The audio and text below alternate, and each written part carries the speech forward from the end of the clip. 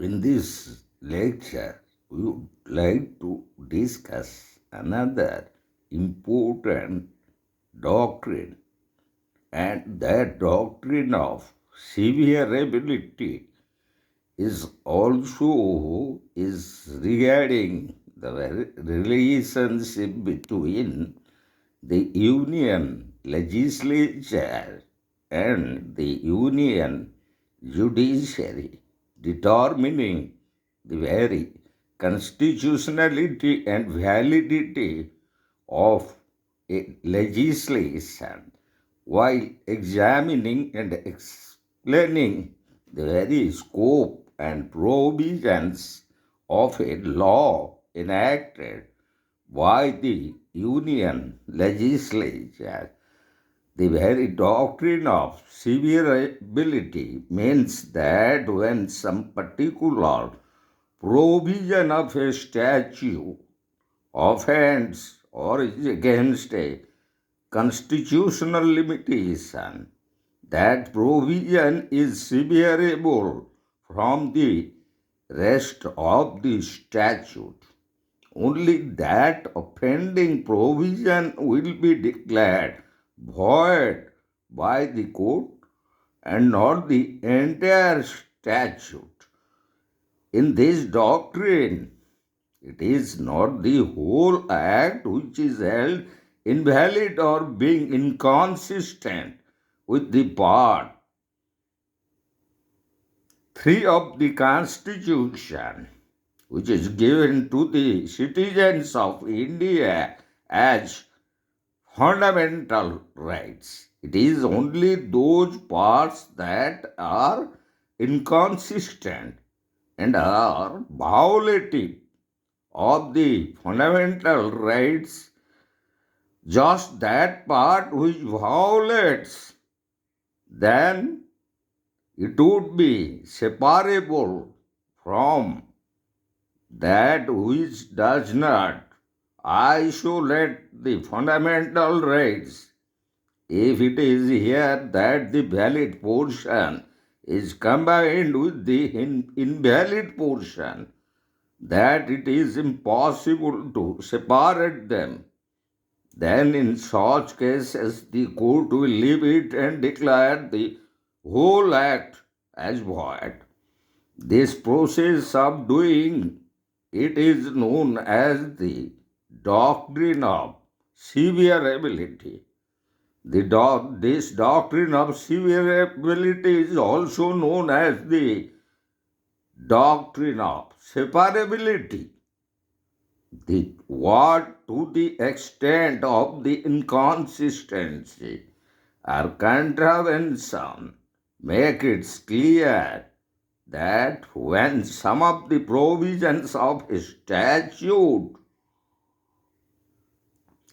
become unconstitutional on account of inconsistency with fundamental rights, only to the repugnant provision of the law in question shall be treated by the courts as void and not the whole statute. So, this is the very beginning of our lecture regarding the very doctrine of severability. And now we'll discuss the very origin and development of this doctrine, as we found the beginning of this doctrine in United Kingdom. And in that connection, we would like to discuss one important leading case, and that is Nordenfeld versus Maxim Nordenfeld Guns and Ammunition Company Limited. And in that connection, we would like to discuss the practice of this very doctrine of severability in England or in United Kingdom. Goes back to this particular decision And in this case, in other countries like United States of America, the past case of the doctrine of severability was decided in the year 1876. And in the United States of America, the important leading case, that is Champlain Refining Company versus Corporation Commission of Oklahoma. And in that, oil refining company which challenged several provisions of the Oklahoma statute, which further argued that various provisions that had violated the Commerce Clause and even the 14th Amendment that talks about the due process and equal protection clauses, and in determining whether any of these or any one of them could be struck down and further separated from the residue of the oil and gas statute that was at issue in the year 2006, the Supreme Court of United States of America propounded the principles of severability, and also in the case of IoT versus Planned Parenthood of North New England. So, in another important leading case, and that is relating to Kadigna versus Bucky Check cashing in 2006, the defendant, which was the Bucky, took a loan amount from a subsidiary that was a business. Later on, he took another loan amount which was higher than the loan amount which was previously taken, and then he was later unable to pay it back. He then filed a class action suit with the help of a lawyer.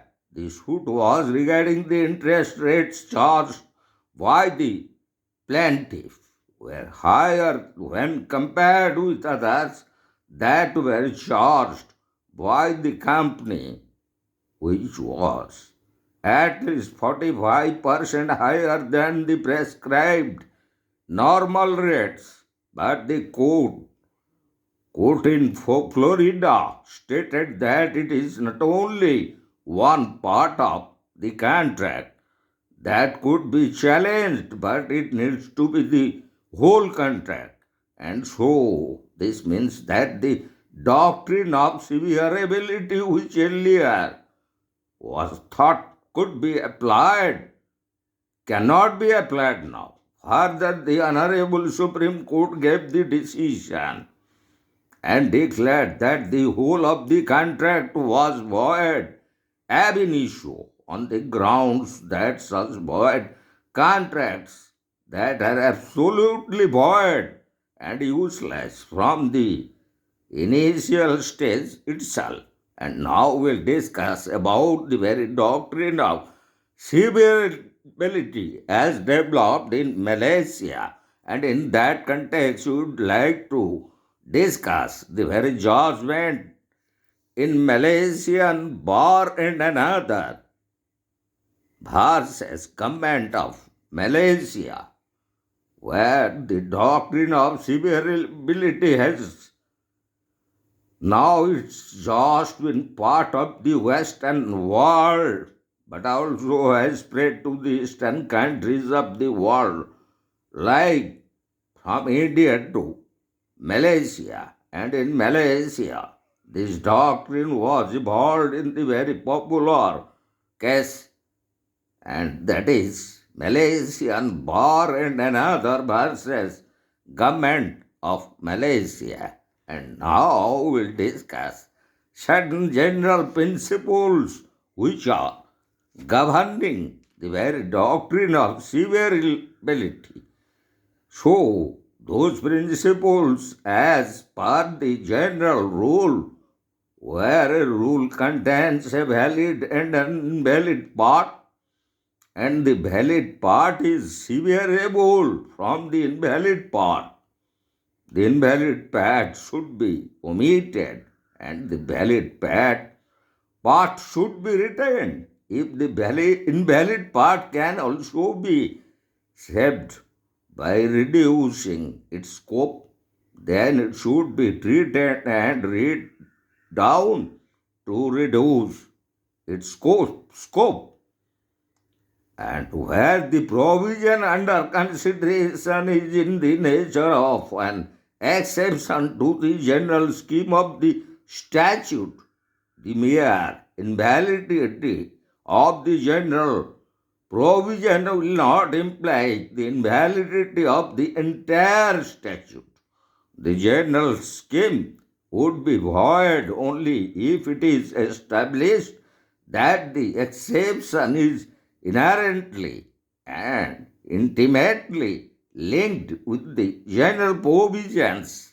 So it is not necessary for the court to even strike down a complete provision where the objectionable and valid parts are contained in the same section and the two parts are distinct and severable from each other.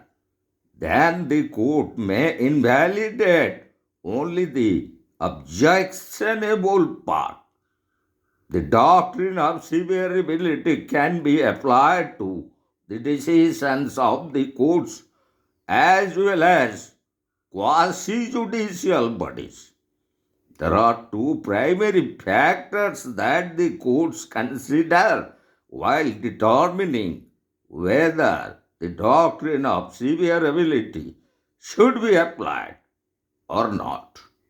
The first factor is the legislative intent, and if the courts find that the legislative intent behind the enactment of the concerned statute favors severance, then the courts will apply the doctrine of severability.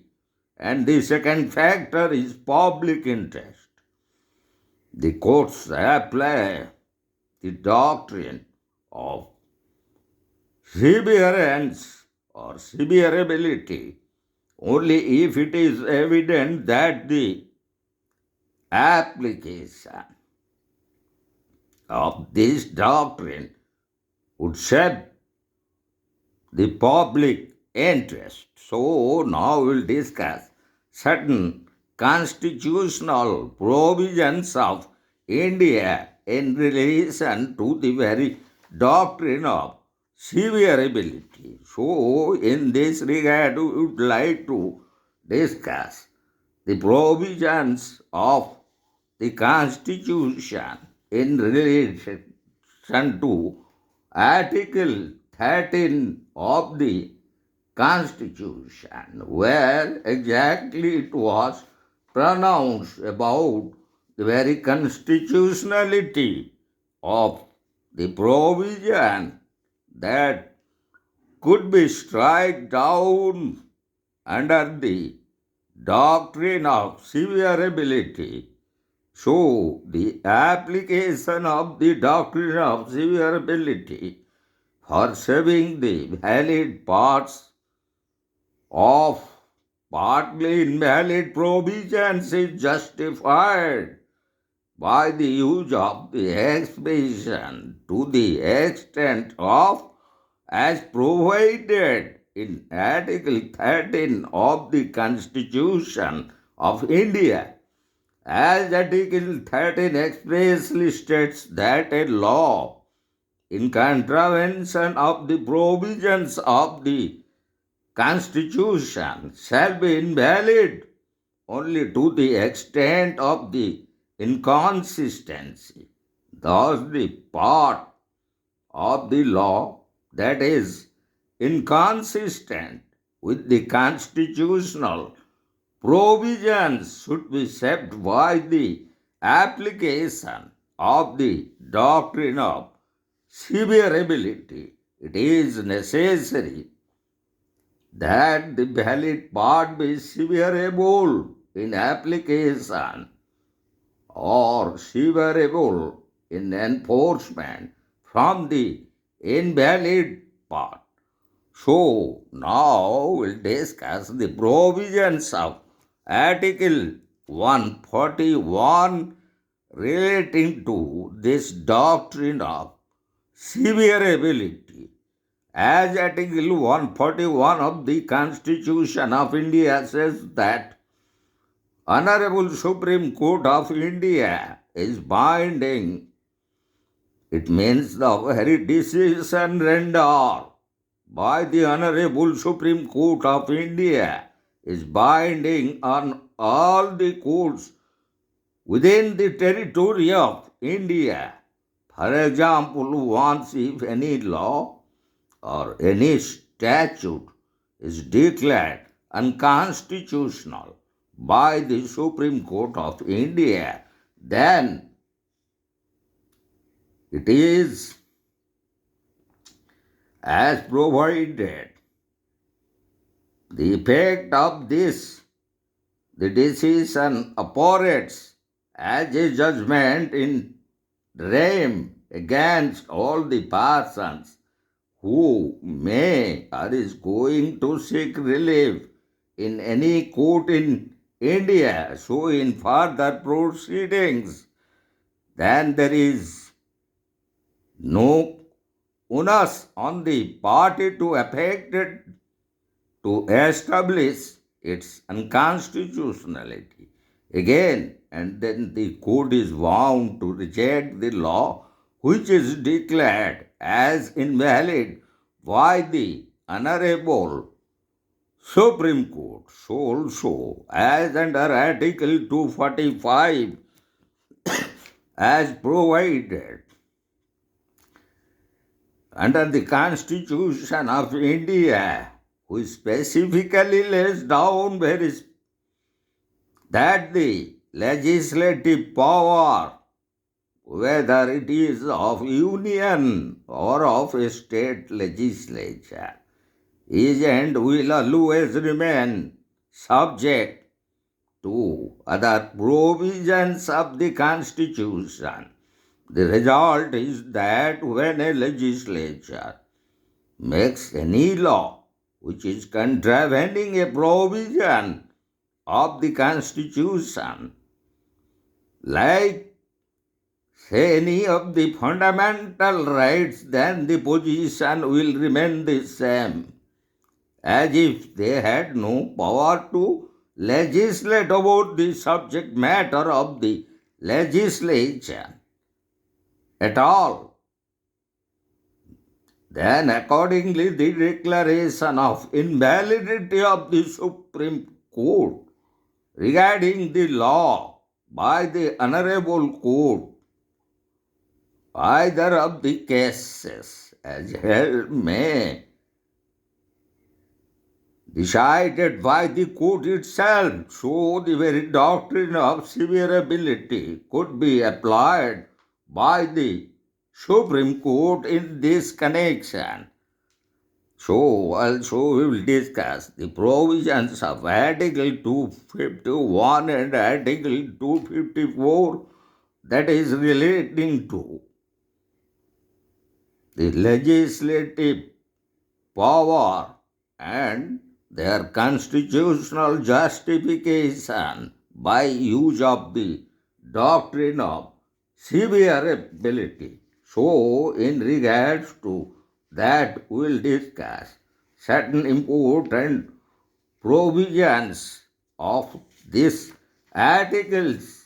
So, in relation to that, we will discuss Article 251 and 254 provides that when there is conflict in between the state law and the central law, so in that connection, the law relating to a matter enumerated in the concurrent list, the union law would prevail and the state law would be rendered inoperative only to the extent of the repugnancy. And now we want to discuss the very development of this doctrine in India. So, in regards to that, we would like to discuss certain important leading cases, and in that regard, how it was developed in cases in India, in particularly the very beginning of this development and the application of the doctrine was first made by the Honorable Supreme Court of India in the important leading case A.K. Gopalan versus State of Madras in 1950. It was held by the court that preventive detention should be removed from section 14 of the Preventive Detention Act of 1950 when it would be valid, and by removing this will not affect the act and it will remain valid and effective. The doctrine was also applied in D.S. Nakara versus Union of India in 1982, where it was that the act remained valid and the portions which was not consistent was declared as invalid, and this was because it was easily separated from the valid part. And now we'll discuss another important leading case regarding the development of this doctrine is Minerva Mills versus the Union of India in 1980. So, the doctrine of severability was used where section 4 to 55 of the 42nd Constitutional Amendment Act 1976 was struck down for being beyond the amending power of the Parliament. Then it had declared the rest of the Act as valid. Then in another important leading case, and that is Kyoto Uluwan versus Jachilu in 1993, Supreme Court in this famous important case, which is otherwise known as defection case. So in this case, paragraph 7 of the 10th schedule, which was first inserted under the 52nd Constitutional Amendment Act of 1985, relating to judicial scrutiny of the provisions, was declared as unconstitutional because it had violated the provisions under Article 368, Clause 2. But the whole part was not declared unconstitutional. So the rest of the 10th schedule excluding paragraph 7, was upheld by the Constitution, and another important leading case in which the very doctrine was applied, and that is the case of RMDC versus Union of India in 1957. The doctrine of severability was considered by the Supreme Court of India, where it was laid down certain rules regarding severability, and one such rule is that the intention of the legislature behind this is to determine whether the valid portion of the statute can be severed from the valid part or not.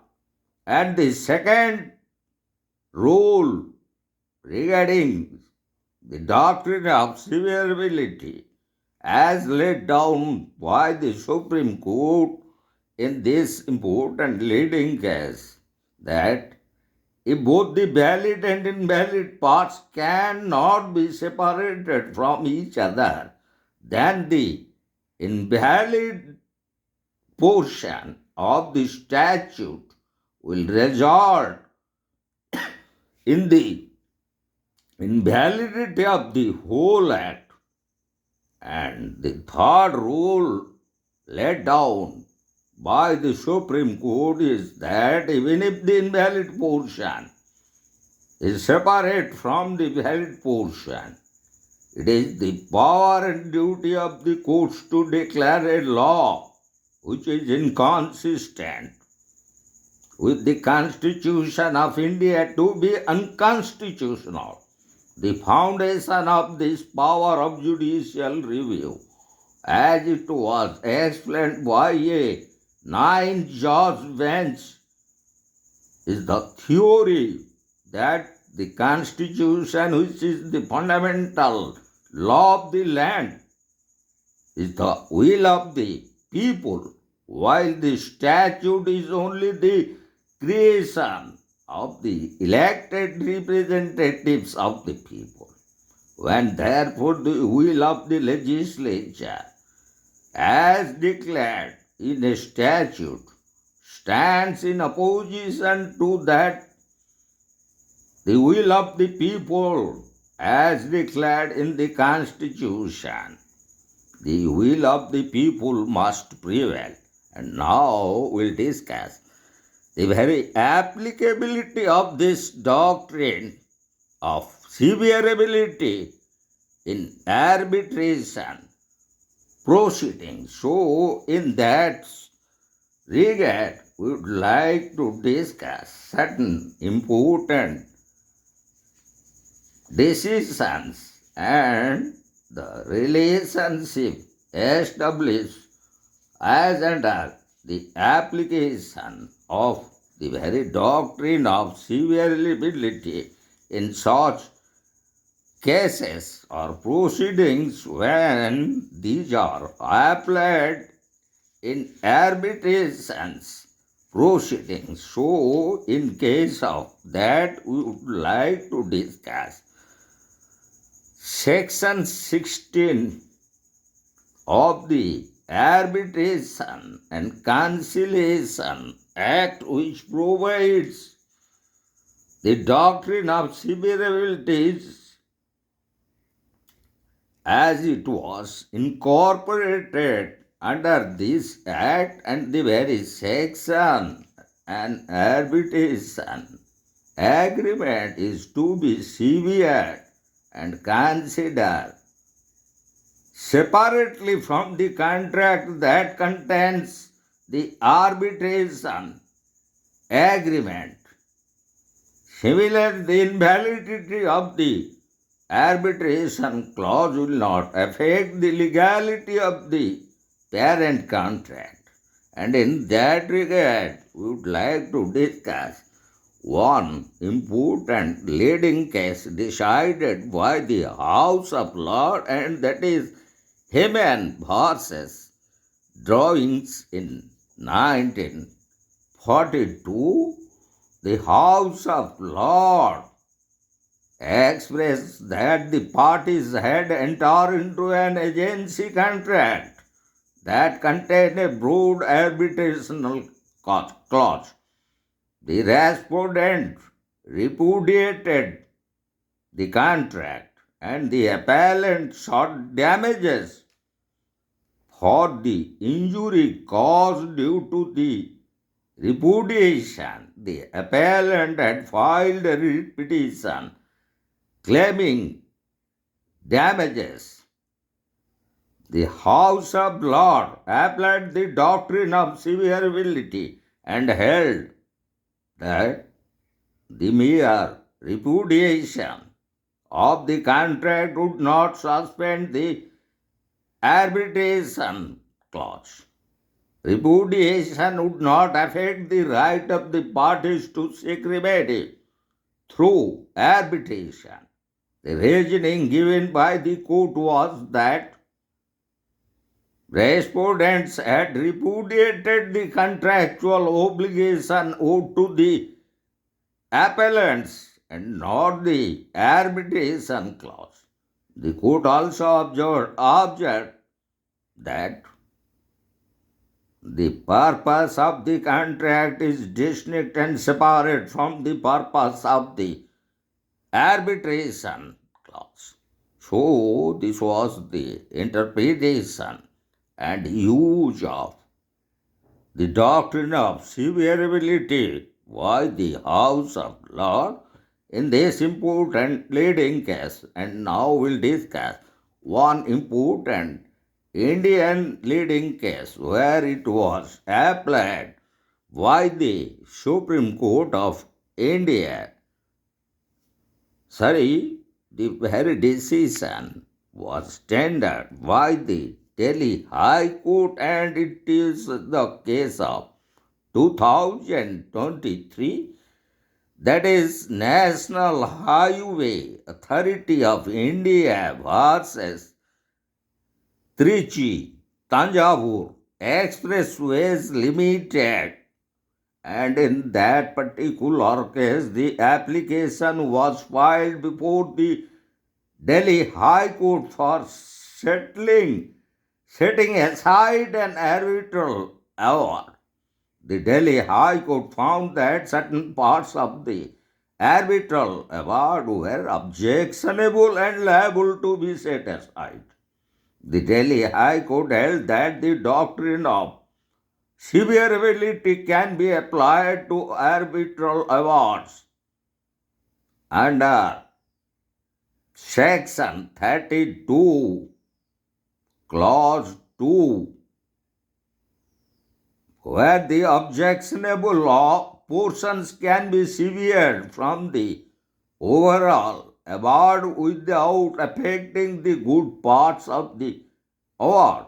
It is essential that the valid part be independent and not have any correlation with the invalid part. Applying the doctrine of severability, the Delhi High Court invalidated the objectionable part of the award and retained the remaining portion. So, now we'll go to discuss certain landmark judgments such as the RMDC versus Union of India, which was decided in the year 1957. So, also we'll discuss some other important leading cases. So, in that connection, we would like to discuss the first important leading case, which already we have discussed.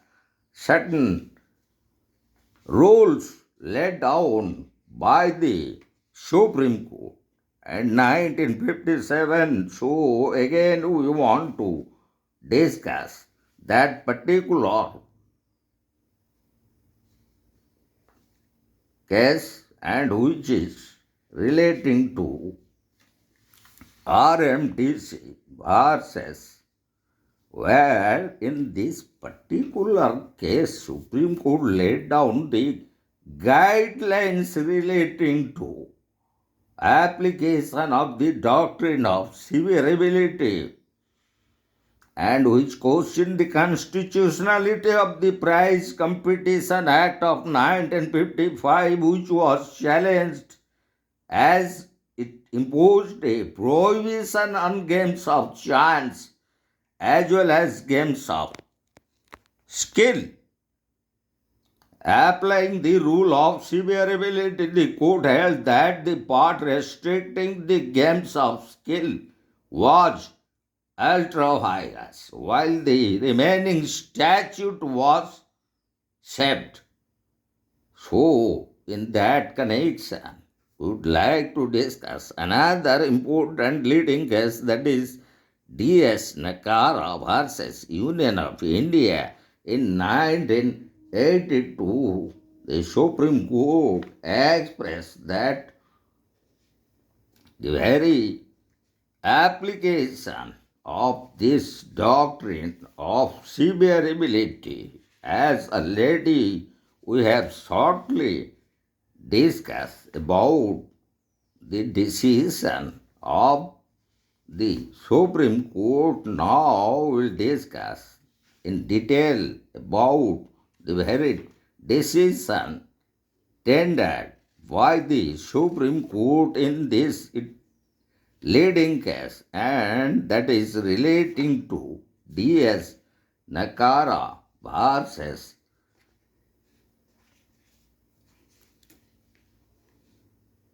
Union of India, where the very doctrine was applied as relating to the doctrine of severability, which itself expressed that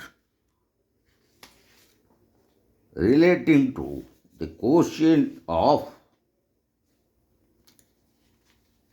validity and invalidity of any enactment of the legislature, and relating to declaring those portions which could be separated from those portions that which could not be separated. So, in that connection, we would like to discuss another important leading case, and that is Murphy versus National Collegiate Athletic Association, where exactly in the year 2018, the very decision regarding applying the very doctrine of severability was made by the Supreme Court of United States of America. So, where it was clearly laid down by the American Supreme Court as relating to this important doctrine, and in that particular important case we would like to discuss, as because the very decision tendered by the Supreme Court of United States of America, where the very validity of the professional and Mature Sports Protection Act of 1992 was challenged before the United States Supreme Court. This act prohibited the states from promoting, endorsing, or sponsorship sports gambling. The act defined amateur sport organizations as any governmental entity that scheduled, organized, or sponsored the conduct of any sports competitions in which one or more amateur sportsmen participated. So the very issue was that the act were challenged on the ground that they violated the anti-commandeering doctrine. The anti-commandeering doctrine forms part of the 10th Amendment and provides that the federal government can direct states officials to enforce the federal laws. The judgment as laid down by the Supreme Court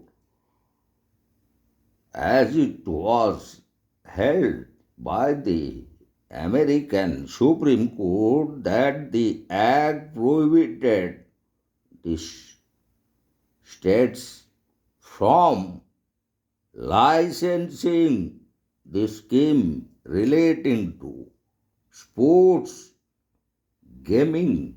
It used a direct order to the states and thus breached the anti-commandeering doctrine. The court then considered the possibility of the application of the doctrine of severability.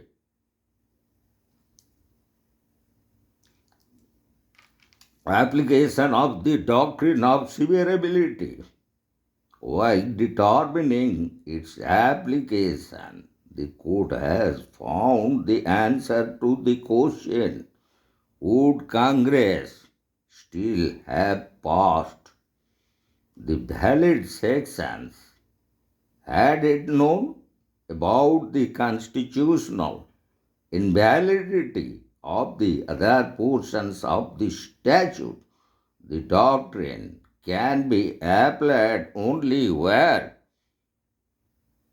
the answer to the question is affirmative. However, the court held that the provisions of the Act were linked with and could not be severed from each other. So, this is one of the important leading cases where the very doctrine of severability was applied by the Supreme Court of United States of America, and now will make a critical analysis of the doctrine. So, the very doctrine of severability has been an integral part of Indian and also other legal systems in the world.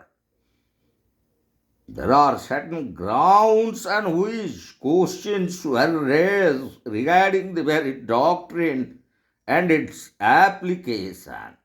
And those grounds that we would like to discuss regarding the application of this doctrine of severability requires the court to determine the legislative intent. The courts have to answer the question as to whether the legislature would have passed the concerned statute had it known that some parts of the statute were unconstitutionally invalid. However, no legislature passed a statute with the idea that some part of it may be constitutionally objectionable. Thus, the courts have the dubious function of determining the intent that never existed. There is no evidence as to the actual intent of the legislature, and the hypothetical intent is based merely on the views of the court. And as regarding the very doctrine of severability, gives the courts the power to exercise or expand the scope of a particular statute. This may amount to a transgression into the legislative field.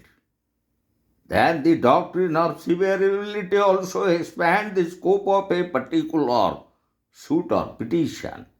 The petitioner might have challenged a particular provision of a statute, but if the court determines that the provision is unconstitutional, then the validity of the entire statute comes under scrutiny. Once the court finds that the provision challenged by the petitioner is ultra vires, it goes on to examine whether the remaining provisions are valid and whether they can be severed from the objectionable provisions. The exercise of this power becomes unjustified when the petitioner has no locus standi to challenge the constitutionality of the entire statute, but due to the operation of the doctrine of severability, the entire law comes under the scrutiny of the court as per the general principles of locus standi. For every provision that he challenges, however, there is a visible departure from the general principles in the case of the application of the doctrine of severability. And now we'll meet the very conclusion regarding the use and application of the doctrine of severability by the courts either in India or in Indian legal system or in any other legal system in the world. So the doctrine of severability creates a legal fiction that permits the courts and tribunals to separate the invalid part of the law from the valid and lawful part. Thus, the courts are able to declare the invalid provisions as ultra vires while remaining the overall statute. This very doctrine, as already we have discussed, has been recognized by the House of Lords in those important leading cases, and the last important leading case that we have discussed, which decision was tendered by the House of Lords in Human versus Darwin's, and that was a case of 1942. And as it was applied in England, so in common law countries, those which are applying in their legal system English laws, and as it was applied in United States of America by the Supreme Court of United States of America, in that very important leading case that we have discussed, Murphy versus National Collegiate Athletic Association in 2018. So, we have completed the very application of the doctrine of severability as it evolved in the United Kingdom, and how gradually it also entered into the legal system of America, then how it is found its use in common law countries also, those countries which were influenced by the English legal system, such as India, Malaysia, and other such countries, and how in India in particular the Constitution of India made specific provisions under Article 13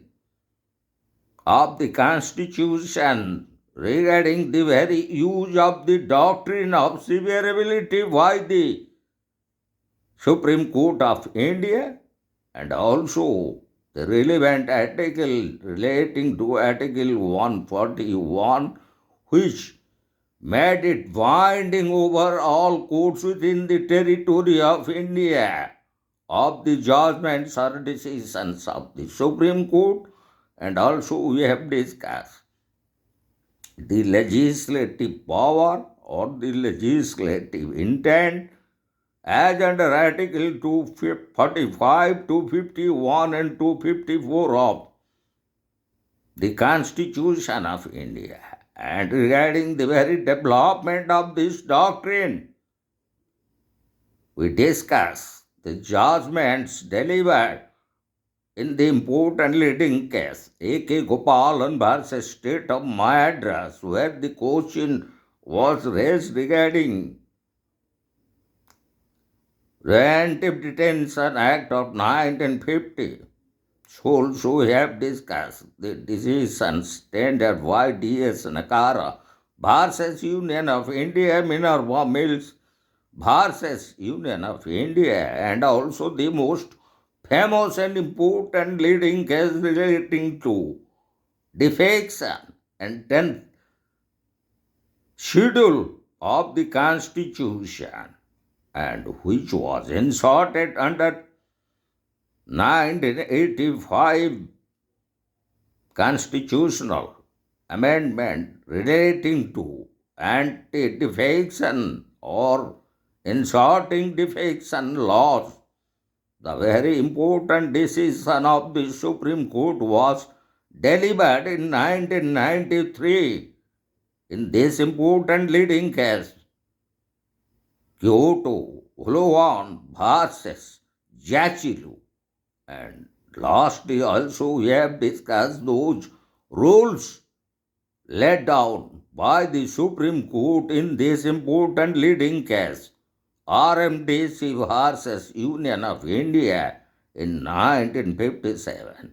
So, we have completed the doctrine of severability, and in our next upcoming lecture we would like to discuss another very important doctrine regarding the constitutions of India and also relating to some other constitutions such as the Constitution of Germany, France, Greece, Mexico, etc., and even of Turkey relating to the very basic structure of the Constitution of India.